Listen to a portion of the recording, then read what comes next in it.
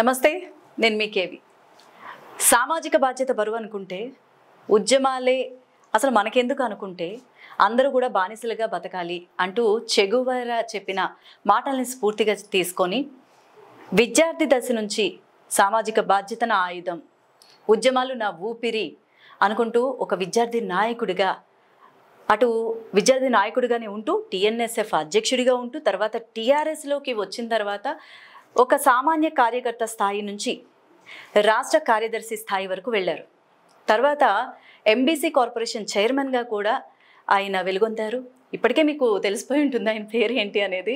తర్వాత 2024 ఆ తర్వాత అనివార్య కారణాల వల్ల టీఆర్ఎస్ అంటే తర్వాత బీఆర్ఎస్గా మారింది.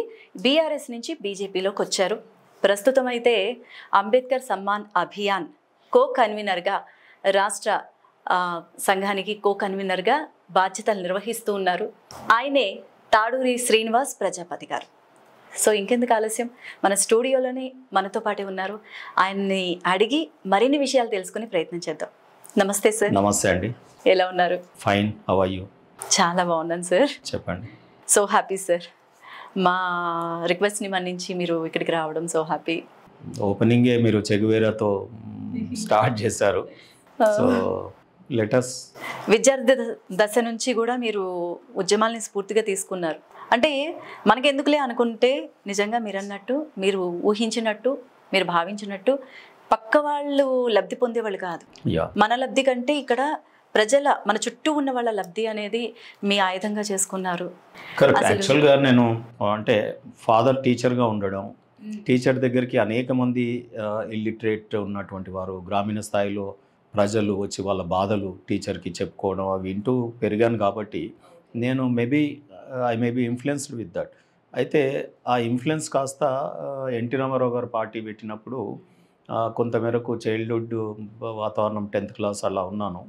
సో అప్పుడు తెలిసి తెలియని వయసు ఏదో సినిమా యాక్టరు, ఆ సినిమా ఆయన బ్యాడ్జ్లు వస్తే అది పొలిటికల్ బ్యాడ్జ్ అని తెలియదు, సినిమా యాక్టర్ బ్యాడ్జ్ అనుకొని పెట్టుకొని జై ఎన్టీఆర్ అని పోవడము అట్లా అనుకున్నాం. తర్వాత కాలంలో డిగ్రీ ఫస్ట్ ఇయర్ ఇక్కడ వెస్లీ కాలేజ్లో చదివేప్పుడు ఇది ప్రో రిజర్వేషన్స్, యాంటీ రిజర్వేషన్స్ ఇటువంటి మూమెంట్ రావడం, అప్పుడు కొంతమేరకు ఆ మూమెంట్స్లలో నేను ఫ్రెండ్స్తో పార్టిసిపేట్ చేస్తూ ఆ తర్వాత యాక్టివ్గా ఉండడం వల్ల టీడీపీ నన్ను రంగారెడ్డి డిస్ట్రిక్ట్ తెలుగు విద్యార్థి, అప్పుడు టీఎన్ఎస్ఎఫ్ కంటే ముందు దాని పేరు ఎన్టీ రామారావు కాలం అంతా తెలుగు విద్యార్థి అని అంటుండే.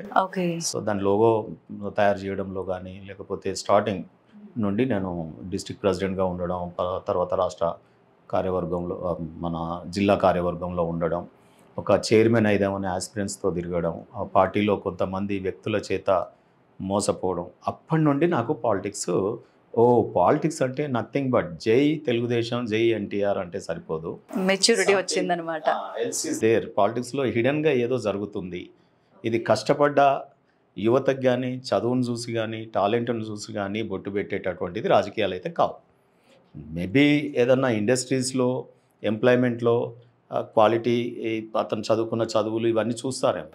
లేకపోతే పెళ్ళప్పుడు ఎవడన్నా పిల్లనియాలనుకుంటే వీడు నా పిల్లని సాదడా అని అప్పుడు ఏమన్నా వాడికి ఉన్న కెపాసిటీస్ చూసి ఇస్తాడేమో. కానీ రాజకీయాల్లో అది కాదు. సో రాజకీయాల్లో టాలెంట్ ఉంటే ఇంకా కొన్ని బాధిస్తుందంటే వాడు తొక్కేస్తాడు మనకన్నా సుపీరియర్స్. తర్వాత మనం ఎక్కడ వాళ్ళకి పోటీ అవుతామనే ఒక భయాందోళనలో కూడా రాజకీయ నాయకులు ఉన్నట్టుగా నాకు మెల్లిమెల్లిగా అర్థమైంది. ఎందుకంటే ఎడ్యుకేటెడ్ అంటే కొంచెం బుర్ర వాడతారు కదా, మాసెస్ ఉంటాయి, మా వెనక ర్యాలీ అవుతారు, స్టూడెంట్స్ ఉంటారు, స్టూడెంట్స్ మళ్ళీ యూత్గా మారుతారు. సో ఆ మాసెస్ని చూసి కూడా పెద్ద నాయకులు ఈ చైర్మన్ టికెట్, అప్పుడు కౌన్సిలర్ టికెట్లు ఆ ప్రాంతంలో అడిగినప్పుడు, ఉప్పల్ కాన్స్టిట్యున్సీ ఇప్పుడు, అప్పట్లో మేడ్చల్ అనేవాళ్ళు పెద్దది. సో అడిగినప్పుడు కొంతమేరకు లీడర్లు వెనకాల ఏం జరుగుతుందో తెలియదు కానీ మనకు బీఫామ్లు వచ్చేసరికి చేతికి అందకపోయేటి. అక్కడికి నేను రెబల్గా ఒక కార్పొరేటర్ అక్కడ వేయడం, 64 ఓట్లతో ఓడిపోవడం, అక్కడ బలీయంగా హోమ్ మినిస్టర్గా దేవేంద్ర గౌడ్ ఉండడం, తర్వాత పార్టీ వేవ్ నడుస్తుండడం, నేను రెబల్గా ఎంతైనా కష్టమే అంతవరకు కూడా రావడం. మరి అలాంటి సందర్భంలో అంటే రాజకీయాలు అంటే ఇది అని తెలుసుకున్నాక మనకెందుకులే అని అనిపించలేదా ఏ సందర్భంలోనూ? టీచర్ కొడుకుగా తల్లిదండ్రుల ఒత్తిడి పెరిగింది. అంటే రాజకీయాల వైపు వెళ్ళమనే కుటుంబం పెద్దది, నాన్నకు 4 చెల్లెళ్ళు, ఆయనే మ్యారేజెస్ చేశాడు. మా తాత ఎర్లీగా చనిపోయినాడు. అతను కుల వృత్తిలో కొంత ఇది పాటరీ ఇండస్ట్రీ ఆ వీల్ని తింపేటటువంటి క్రమంలో తను ఇంజురీస్తో చనిపోయినారు. సో అది వేరు సబ్జెక్ట్. ఎప్పుడైనా మీకు బీసీల కుల వృత్తులలో ఉండేటటువంటి బాధలు, దాంట్లో ప్రాణాలు కూడా పోయేటటువంటి తాటి చెట్టు ఎక్కేటప్పుడు కానీ లేకపోతే ఇటువంటి కుమ్మర వృత్తిలో కానీ సో ఏ రకంగా ఉంటాయి అనేది మీకు సెపరేట్ ఒకసారి ఎంబీసీ కార్పొరేషన్ కూడా చైర్మన్గా చేస్తాను కదా, మీరు పిలవండి, నేను వస్తాను. డీవియేట్ కాకుండా చెప్తాను. అదే అదే. సో ఇక్కడ నాకు అక్కడ అందరూ ఇంట్లో ఒత్తిడి పెరగడం, నాకు నలుగురు చెల్లెళ్ళు, ఫాదర్ ఒక్కడే టీచరు, అంతకుముందంతా మాది కులవృత్తి బేస్డ్, వ్యవసాయం కూడా పెద్దగా లేదు కానీ ఉన్నంతలో కొంత మేరకు అప్పుడు ఉమ్మడి కుటుంబాలు ఉండేవి, ఒకళ్ళ మీదే బాధ్యత అంతా ఉండేది. అదంతా ఒక జిగ్జాగ్, ఒక పెంకటింట్లో భువనగిరి టౌన్లో నేను పెరిగినటువంటి వాతావరణం. ఆ కాలంలో ఏంటంటే మరి నేను అప్పటికే ఉప్పల్లో ఇక్కడ చదువుకుంటూ ఉండడం వల్ల ఉప్పల్ నియోజకవర్గంలో నేను పెద్ద ఎమ్మెల్యే మినిస్టరు ఏదో అయిపోవాలి అనేది అప్పుడే నాకు కొంత మేరకు అంటే కొంతమంది అడిక్ట్ అవుతారు కదా, అడోలసెన్స్ ఏజ్ అంటారు. ఇంటర్ ఫస్ట్ సెకండ్ ఇయర్ నుంచి డిగ్రీ ఫస్ట్ సెకండ్ ఇయర్ వరకు అది అడోలసెన్స్ ఏజ్. కొంతమంది మత్తు పానీయాలకు బానిస అవుతారు, కొంతమంది వివిధ ఏదైనా ఉండండి దానికి అడిక్ట్ అయిపోతూ ఉంటారు. మేబీ నేను పాలిటిక్స్కు, ఈ హీరోయిజం, ఈ లీడర్షిప్కి అడిక్ట్ అయ్యాను అనుకోవచ్చు. కొంతమంది మన చుట్టూ ఉంటారు. ఇది అడిక్షన్. అప్పుడు ఆ డేస్లో మాత్రం నాకు అది అడిక్షన్గానే నేను వచ్చిన కాబట్టి అడిక్షన్కి వెళ్ళి బయటికి పడరు కదా. సో నాకు కసి పెరిగింది, అరే వై ఇట్స్ హ్యాపెనింగ్ అనేది ఒక కసి పెరిగి తర్వాత చాలా కాలం అట్లా కంటిన్యూ అయ్యాను. ప్రతి దగ్గర అడుగడుగున తర్వాత నాకు ఈ కులము, డబ్బు, తర్వాత ఎక్కువ టాలెంట్ చూపిస్తే రాకపోవడం, నాకన్నా చదువు తక్కువ వాళ్ళు డూడు బసవన్నలాగా ఉన్న వాళ్ళందరూ కూడా ఏదో అవుతున్నారు. అరే ఇదేంటి అని నేను అప్పుడు ఆలోచనలలో పడి ఇంకా ఇట్లా కాదు, నాకు అన్యాయం జరిగింది కాబట్టి నేను లాయర్ అంటే అప్పటికి బీఎస్సీ చదువుకున్న సైన్స్ గ్రాడ్యుయేట్ని కాబట్టి లాయర్ అవుతే తప్పకుండా చట్టసభలలో ఆర్గ్యూ చేయొచ్చు. అండ్ సెంట్రల్ లీడర్స్ అందరూ కూడా స్వాతంత్రోద్యమం నుంచి నేటి వరకు లీడర్స్ అందరూ కూడా లాయర్స్, గొప్ప గొప్ప లండన్ బ్యారిస్టర్స్ ఉంటారు కదా. సో లా చదువుకుందామని అప్పుడు ఫాదర్ చదివించేటప్పుడు ఏమో మనం చక్కగా చదువుకోము, కానీ ఓన్గా నాకు కావాలి ఈ లా అనుకున్నప్పుడు అది రాయడం, లా సెట్ రాయడం, సీట్ రావడం, లా చదువుకోవడం. లాయర్ అయిపోయిన తర్వాత కొంత మేరకు నేను మధ్యలో అమెరికాకు ఈ Y2K ప్రాబ్లం వచ్చినప్పుడు వెళ్దాం అనుకోవడం, సాఫ్ట్వేర్లో కూడా కొంత టచ్ ఉంది, కంప్యూటర్ సైన్స్ చేశాను, పీజీ డిప్లొమా. ఓకే. సో ఆ టైంలో అందరు ఫ్రెండ్స్ వెళ్ళిపోయినారు, క్లాస్మేట్స్, వాళ్ళందరూ నన్ను తిట్టడం. నేను వాళ్ళతో లేదురా నేను ఆ కంట్రీకి గెస్ట్గా వస్తా గవర్నమెంట్కి వెళ్ళి అని చెప్పి ఉట్టిగానే ఛాలెంజ్లు చేయడం. ఇక అంతా ఆ రకంగా యూత్లో ఏమేమి ఉంటాయో అందరికీ అలాంటి ఫోజులన్నీ కొట్టిన అనుకో మా ఫ్రెండ్స్తోని. సో అట్లా అయిపోయిన తర్వాత వీడు మళ్ళీ అమెరికాకు పోతాడేమో ఒకటే కొడుకు అని మళ్ళీ పేరెంట్స్ పెళ్లి చేయడం, తొందరలోనే మా క్లాస్మేట్స్ని అందరిని కాదని నాకు తొందరగా కుటుంబ భారము, పిల్లలు, ఈ రకంగా కొంత కుటుంబ పోషణకు కూడా ఇక లా వృత్తిని టేకప్ చేసి చేయడం జరిగింది. హైకోర్టు లాయర్గా నేను హైకోర్టు లాయర్ని. ఎక్కువ మల్కాజ్గిరి బార్లో నా సర్టిఫికేట్ ఆఫ్ ప్రాక్టీస్ COP ఉంటుంది. అయితే ఆ క్రమంలో నాకు ఏంటంటే ఈ పాలిటిక్స్లో మళ్ళీ ఇది హిడెన్గా ఉంది కదా, సైలెంట్గా ఉన్నాను, లా ప్రాక్టీస్ చేస్తూ ఉన్నాను, కొంత ఫెరోషియస్గా ఉంటాను, కొంత యాంటీ కరప్టివ్ మైండ్ నాది. అంటే కొంతకాలం లోక్సత్తాలో అటు ఇటు అంటే ద మైండ్ ఈజ్ డిఫరెంట్. సమాజంలో ఏదైనా జరిగిందంటే నేను కొంత న్యాయం కోసం పోరాటం, ఏదన్నా చెడు జరిగితే కొంత మేరకు నాలో ఆ తెలియని అది దానికి పేరు డెఫినేషన్ విప్లవం ఇస్తారా, రెవల్యూషన్ ఇస్తారా, ఎక్స్‌ప్లాయిటేషన్‌లోంచి రెవల్యూషనా, అటువంటి కొంత మేరకు బట్ స్వీయ నియంత్రణ మాత్రం ఉంది. ఎక్కడ కూడా నేను అంటే భువనగిరిలో ఆ కాలంలో మేము చదువుతున్న కాలంలో అట్లా అంటే RSU ఉంది, అటు పోవచ్చు ఫ్రెండ్స్ అందరు, కొంతమంది పోయినా, కొంతమంది చదువుకొని ఇటు పోయినా.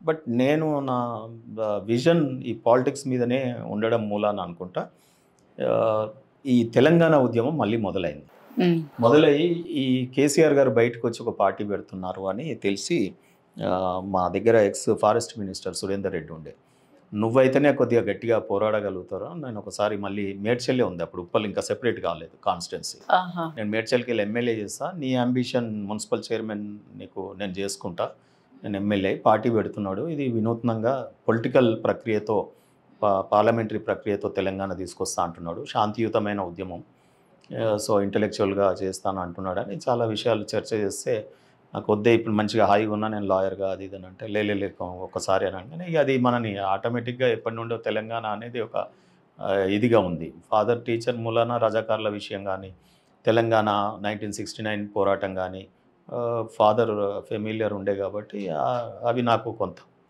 ఉండి నేను వెళ్ళిపోయాను. టీఆర్ఎస్ స్టార్ట్ కాకముందే 2-3 నెలలు చర్చలు చేసి తర్వాత పార్టీ రిజిస్ట్రేషన్ అయిపోయింది.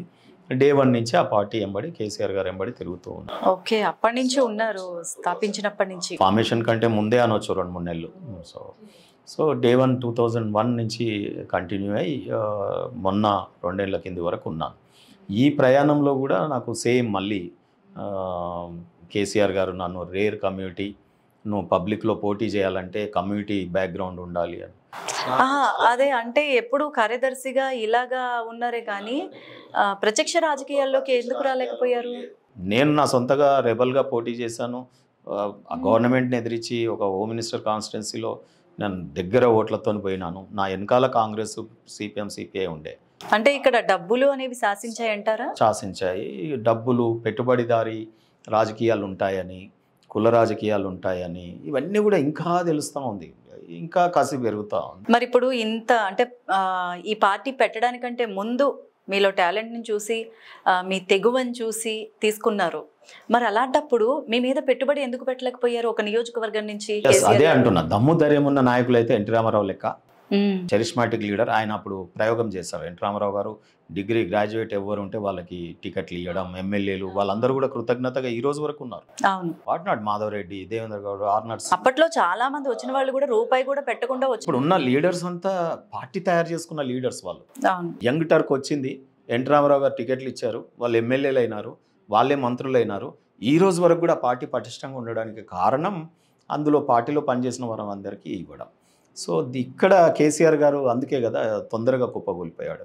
సో పార్టీ ఇంత తొందరగా ఇంత డ్యామేజ్, అంటే పోటీ చేయలేని పరిస్థితి ఎమ్మెల్సీ ఎన్నికలలో, తర్వాత నీకు 0 రావడం ఎంపీ ఎలక్షన్స్లో చాలా అరుదు దేశ రాజకీయాల్లో పొలిటికల్ పార్టీస్. అసలు తెలంగాణ వచ్చిందే టీఆర్ఎస్ వల్ల అన్న ఒక పేరు, దట్టు కేసీఆర్ వల్ల నా వల్లే వచ్చింది అన్న ఒక ఇది కూడా. నేను అనేది ఎప్పటికైనా మానవునికి నేను అనేది ఆయన జీవన శైలిలో మనకు కనుక వస్తే మనం కొలాప్సే. సో నేను ఆ సిద్ధాంతాన్ని నమ్ముతాను. ఆయన ఎప్పుడైతే నేనే తెచ్చినా, నేను ఒక్కడనే ప్రయాణము అని మీరు చూస్తున్నారు కదా. నిన్న కూడా ఆ స్టేజ్ మీద జయశంకర్ గారి ఫోటో, కనీసం ఎవరన్నా ఒక కుల సంఘం పెట్టుకున్న ఒక జ్యోతిరావు పూలేది పెట్టి వాళ్ళది పెట్టుకుంటారు, లేదా ఒక అంబేద్కర్ది పెట్టుకుంటారు. వేరే పార్టీలు కూడా కొంతమంది ఆ పార్టీ పెద్దలే పెట్టుకుంటారు. మరి టీఆర్ఎస్ మీటింగ్, బీఆర్ఎస్ మీటింగ్లో ఎవరిది పెట్టాలి? ఒక ప్రొఫెసర్ జయశంకర్ది పెట్టాలి, ఒక చనిపోయిన శ్రీకాంతాచార్యదో ఓ 2-3 ఫోటోలు పెట్టి ఈయనది పెట్టుకుంటే బాగుంటుంది. ఈయన కొడుకుదే పెట్టుకున్నాడు. మొదలయ్యే ముందు అమరవీరులకి ఒక నివాళి కూడా అర్పించకుండా స్టార్ట్ చేశారు అన్న ఒక విమర్శ ఉంది. ఎందుకంటే సింబాలిక్ గా ఏదో చేసినట్టు ఉంది, ఆడ చెక్కతో ఏదో స్తూపం పెట్టి ఇట్లా పూలు చల్లడం, కానీ అది దట్స్ నాట్ కరెక్ట్. ఫొటోస్ ఉండాలా. అంటే ఒక నిమిషం మౌనం పాటించలేదు, వాళ్ళందరినీ తలుచుకొని తెలంగాణ ఉద్యమంలో ఇంతమంది అసూలు బాసారు అన్న కాంట్రవర్సీ కామెంట్స్ కూడా వచ్చాయి. ఎంతో మంది. ఇప్పుడు నరేంద్ర గారు చనిపోయినారు, ఈయన శ్రద్ధాంజలి. పార్టీలన్నిటినీ ఇప్పుడు నరేంద్రని మోసం చేశారు, విజయశాంతిని మోసం చేశారు. మోసం అనేది ఆయన చిరునామా అయిపోయింది. ప్రజల్ని మోసం చేయడం, దళితుల్ని ముఖ్యమంత్రి చేస్తాను చేయకపోవడం, కులాలను కూడా మోసం చేశారు. మీరు ఒక టీఆర్ఎస్ ఎల్పీ మీటింగ్ ఉంటుంది, చాలా పెద్ద మీటింగ్ ఏ పార్టీకైనా. అది ఎట్లా ఉంటుందంటే ఎమ్మెల్యేస్, ఎంపీస్, రాష్ట్ర కార్యవర్గం, ఇక అంతకు మించిన మీటింగ్ ఏ పార్టీలో, రాజకీయ పార్టీలలో ఉండవు. సో అంత పెద్ద మీటింగ్లో కూడా ఆయన ఏమన్నాడంటే, ఇప్పటివరకు చట్టసభలలో అడుగుపెట్టని జాతులు, కులాలు ఉన్నాయి, వాటికి చెందినటువంటి మాలాంటి వాళ్ళందరినీ కూడా ఎమ్మెల్సీలుగా నామినేట్ చేస్తే కనుక ఆ సమస్యలు, ఆ జాతులు ఎదుర్కొంటున్నటువంటి సమస్యలు చర్చింపబడతాయి, మనమే చేయగలుగుతాం, మనం చెయ్యాలి అని చెప్పి పేర్లు పెట్టినాడు. విశ్వకర్మల్ని అందులోకి తీసుకురావాలి, ఏది పద్మశాలీలని అందులోకి తీసుకురావాలి, ఎవరు లేరు ఎమ్మెల్యేస్, దాంట్లో రజక లేరు ఎమ్మెల్యేస్, తర్వాత నాయి బ్రాహ్మణ ఎమ్మెల్యేస్ లేరు, మంగళి వాళ్ళు, వీళ్ళంతా సమాజాన్ని సేవ, కుమ్మరి వాళ్ళు లేరు, అగో మన తాడూరు శ్రీనివాస్ ఉన్నాడు, ఇటువంటి వాళ్ళందరినీ కూడా మనము చేసుకోవాలి అని ఈ రకంగా అనేక కులాలను దళితులే ముఖ్యమంత్రి అనడం.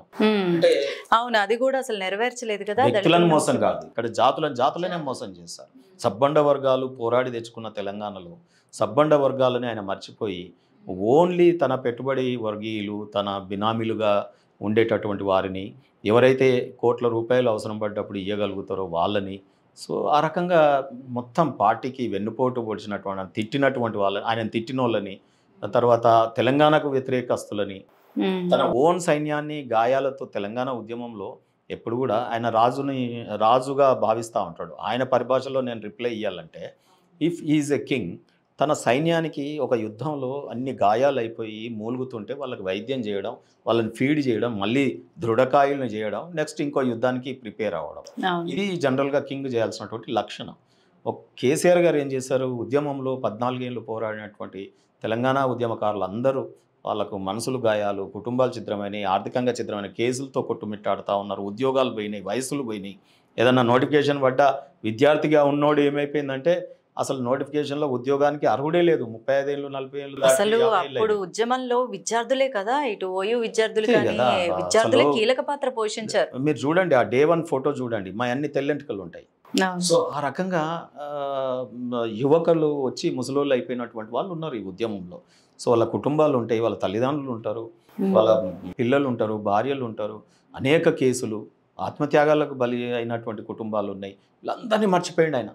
అప్పటిదప్పుడు రెడీగా రావడం, వచ్చిన వాళ్ళని తీసుకోవడం, అదిగా వచ్చిన వాళ్ళకి కూడా ఏమన్నా పెద్ద దేశభక్తులు అంటే కాదు, తెలంగాణ భక్తులు అంటే కాదు. సో మొత్తం ఒక రకమైనటువంటి ఫిరాయింపులను ప్రోత్సహించినారు వారు. వాళ్ళు ఎప్పుడు ఏ ప్రభుత్వం వస్తే మళ్ళీ ఈయనను వదిలేసి అటుపోతారు. ఒక నీతి, ఒక ధర్మం, విలువలు లేనటువంటి రాజకీయ నాయకులందరినీ ఆయన దగ్గరికి తీసుకొని ప్రభుత్వం 10 ఏళ్ళు రాగానే, అందుకే నేను 2 స్టేట్మెంట్లు ఇచ్చిన. అంటే ఎగ్జాంపుల్ గా ఎవరు అనేది పేర్లు చెప్తారా? మీకు తెలియదు ఏముంది, ఇప్పుడు మల్లారెడ్డి ఉన్నాడు, పల్లరాజేశ్వరరెడ్డి ఉన్నాడు. మల్లారెడ్డి పల్లరాజేశ్వరరెడ్డికి పల్లీలాగా ప్రైవేట్ యూనివర్సిటీలు ఇచ్చాడు. తెలంగాణ కొట్లాడింది ఎందుకు? యూనివర్సిటీలను ఇంకా మంచిగా చేస్తాడు. ఉన్న యూనివర్సిటీలని, ఓయూ యూనివర్సిటీని కానీ, లేకపోతే కాకతీయ యూనివర్సిటీని కానీ, తెలంగాణ యూనివర్సిటీలను కానీ, ఉన్న గవర్నమెంట్ 75 ఏళ్ళ నుంచి తెలంగాణ రాష్ట్రం లేకముందు సమైక్యాంధ్ర ఉన్నప్పుడు అన్ని గవర్నమెంట్ యూనివర్సిటీసే ఉన్నాయి. ఇప్పుడు కేసీఆర్ వచ్చిన తర్వాత పప్పు బెల్లాల్లాగా తన మనుషులకి ప్రైవేట్ యూనివర్సిటీలు తీసుకొచ్చినాయి. ఇది ఎక్కడ సంస్కృతికి? అందుకు కాదు కదా పోరాడింది.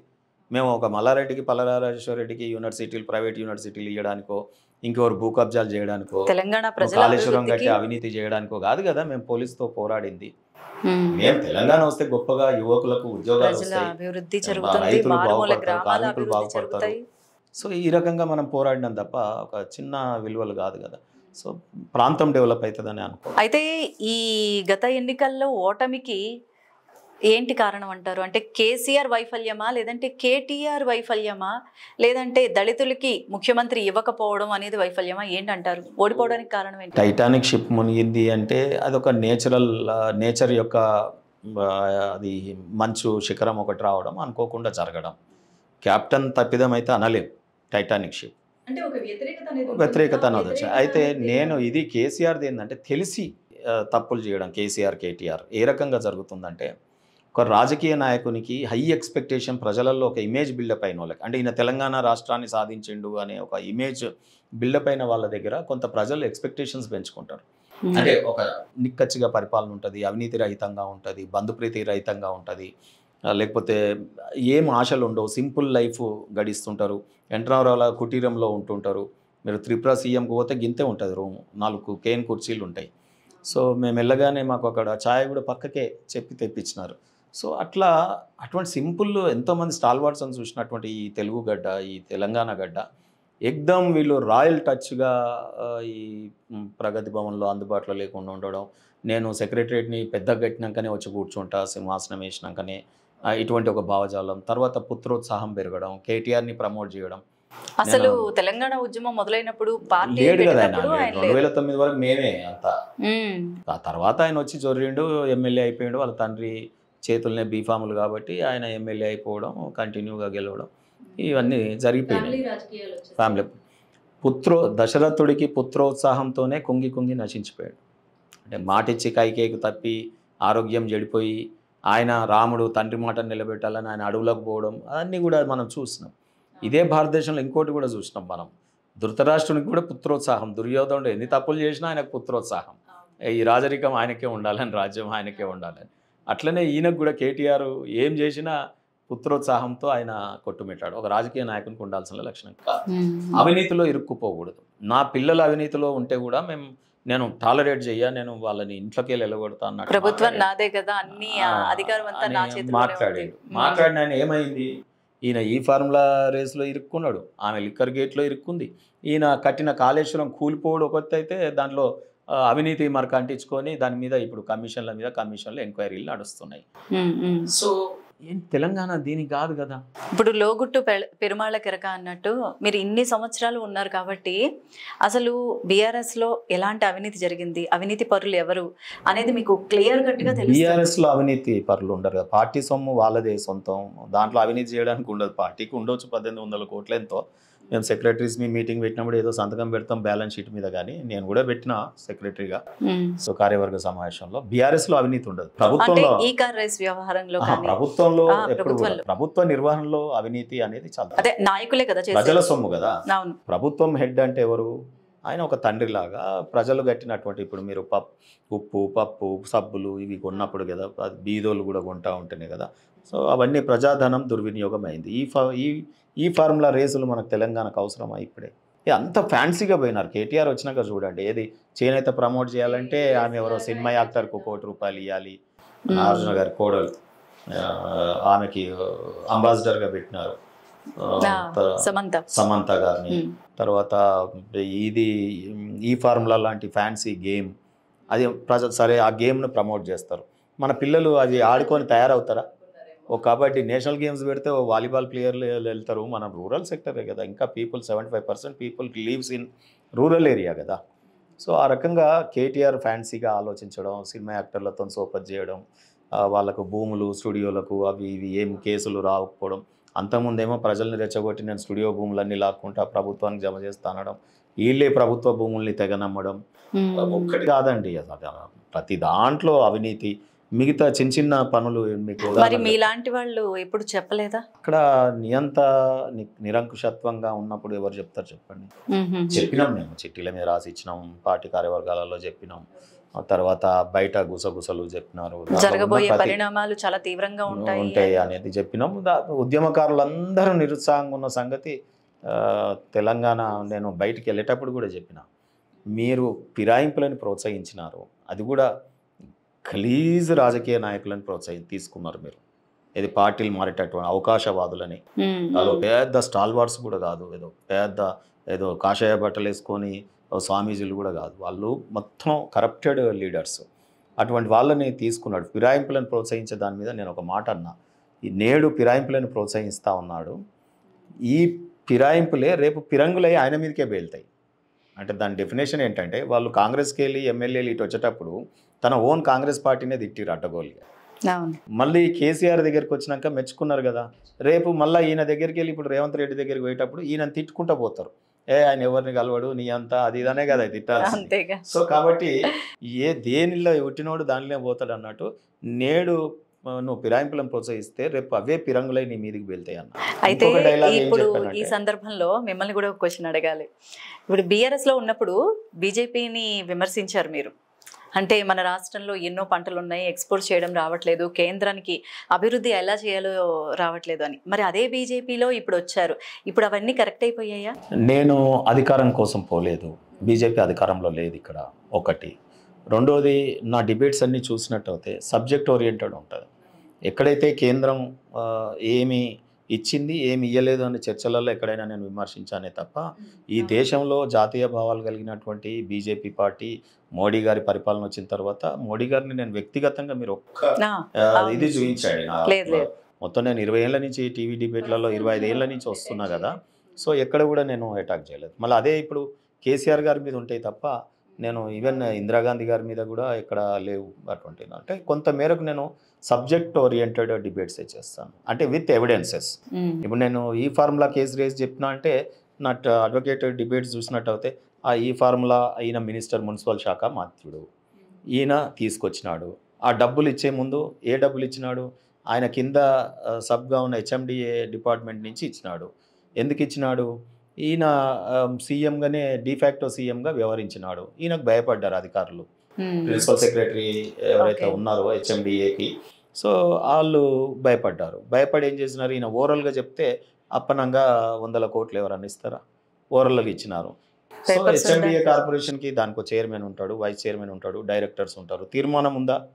తీర్మానం లేదు. ఈ డబ్బులు ఇవ్వాలనుకున్నప్పుడు అసలు ఇది చేద్దామా? HMDA what for? HMDA constituted for development of the city. సిటీలో చెట్లు నాటడం, రోడ్లు ఎట్లు ఉండాలి, లేఅవుట్లు ఎట్లు ఉండాలి, Yeah. దాని గురించి కదా హెచ్ఎండిఏని మనం స్థాపించుకున్నది. దేనికి అయిపోయిందంటే అది ఒక రియల్ ఎస్టేట్ బ్రోకర్గా మార్చాడు. ఎట్లా రియల్ ఎస్టేట్ బ్రోకర్ అంటే హెచ్ఎండిఏ భూముల్ని కేసులో ఉన్న వాటిని కొట్లాడినో, హెచ్ఎండిఏకి అధికారులు కొట్లాడిరు, భూమిని సంపాదించినాం. ఆ వచ్చిన 100 ఎకరాలు కోకాపేట లాంటివి, లేకపోతే ఇక్కడ ఉన్నటువంటి అనేక రకమైన వాల్యుబుల్ ల్యాండ్స్ అన్నీ కూడా రాగానే హెచ్ఎండిఏతోనే వేలం వేపిస్తుంది, లేదా హెచ్ఎండిఏనే లేఅవుట్లు చేయడం మొదలుపెట్టింది. ఏది రైతులు ఇప్పుడు సపోజ్ రైతుల దగ్గర ల్యాండ్ తీసుకోవడం, వాళ్ళకి 30 40 ఇవ్వడం, మిగతాదంతా వీళ్ళు కమర్షియల్గా అమ్మడం, ఆక్షన్ పెట్టడం, దాంట్లో ₹1,00,000 గజం పోయినాడు, ఆహో చూసినావా మా పరిపాలన ఎంత గొప్పగా ఉన్నది.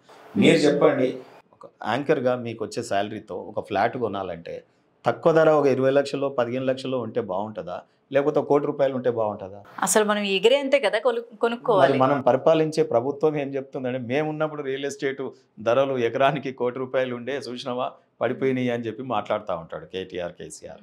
సో ఎక్కడో వీళ్ళంతా కూడా సామాన్య ప్రజానీకం జీవన శైలి, వారి జీవితంలో కావాల్సిన వాళ్ళు ఏం కోరుకుంటారు అనే దాని మీద డిటాచ్ అయిపోయినాడు. నేను ఇంకోటి కూడా అన్న పార్టీ మారేటప్పుడు, అయ్యా నువ్వు వేసుకున్న ప్లాస్టర్ ఆఫ్ పారిస్ అంటే ఈ ఫిరాయింపులతోని వాళ్ళకి మంత్రి పదవులు ఇచ్చి అంత సజాయించుకున్నావు, చాలా అందంగా కనిపించింది నీకు. అది నువ్వు అధికారంలోకి పోగానే పట్టపట్ట రాలిపోతుంది పిఓపి. ఇప్పుడు ఏమైంది, మాలాంటి ఉద్యమకారులం కూడా బునాది రాళ్ళం. ఎందుకంటే తెలంగాణ భవన్ కట్టినప్పుడు రాళ్ళు మోసిన వాళ్ళం, మేము నీళ్లు కొట్టిన వాళ్ళం, అక్కడ దోమలలో కూర్చొని ముచ్చట్లు పెట్టిన వాళ్ళం. రేపు తెలంగాణ వచ్చినాక మనమే మంత్రులం అయితే మేము గొప్పగా అయిపోతుందేమో తెలంగాణ అని మనం ఇంత కష్టపడుతున్నామని మేము డ్రీమ్స్ ఉంటాయి కదా ఎవరికైనా రాజకీయాల్లో తిరిగినాము.